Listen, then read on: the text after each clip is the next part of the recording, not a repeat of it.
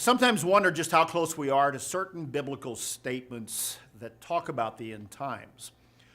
On BT Dailies recently, we've had a number where we have covered the recent release of the movie Noah.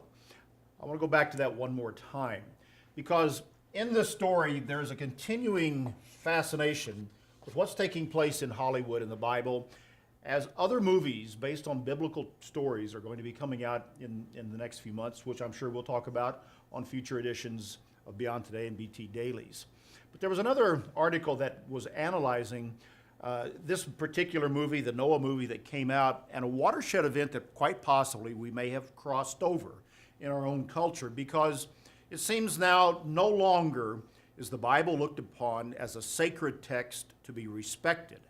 The Bible, it seems now, in the eyes of Hollywood, is a book of myth to be treated just like any other fantastic piece of literature without any regard whatsoever to all that has gone before.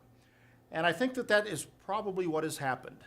60 years ago, with some of the larger, older biblical epics such as the Ten Commandments, at least there was a certain level of reverence, if not respect, for the Bible as a sacred book for a lot of people. And Hollywood would treat the particular stories such as the Ten Commandments or Samson or the Bible in itself in a certain respectful way.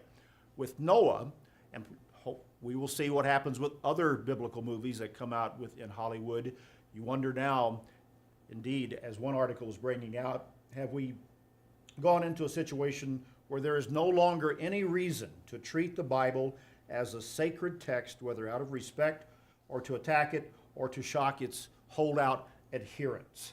It is no longer looked upon, as it says here, as the sacred writ of God. And so when I look into the Bible and I see what it says in 2 Timothy chapter 3 and verse 2, where it talks about certain conditions, social and cultural conditions, in what is called the last days, it mentions that men will be lovers of their own selves and they will also be blasphemers.